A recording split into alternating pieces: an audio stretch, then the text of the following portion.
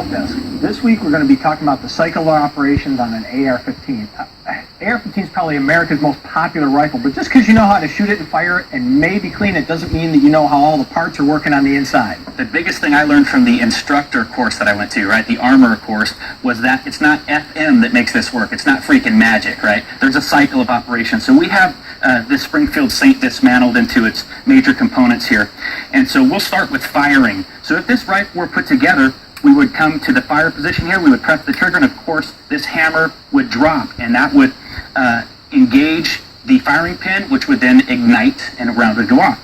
So the bolt, which rests in here typically, would be forward, and this would be in a locked position here like this. After you fire, the bolt unlocks just like that, and the bolt starts traveling rearward as a result of the gases that are directing it back.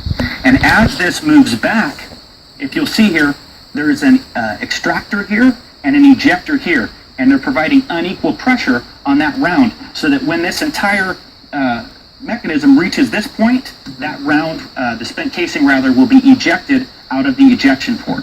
And then the continued rearward travel of the bolt group will cock the hammer, it hits the buffer, and then everything starts moving forward. Now as it moves forward, it's going to take that top round off the magazine in what we call feeding, and then it chambers it, right? So that round is now in the chamber, and then it locks into place just like that, and that is the entire cycle of operations, which repeats at a very rapid rate. You're talking milliseconds. And one of the things that I've learned building rifles, I never went to a formal school.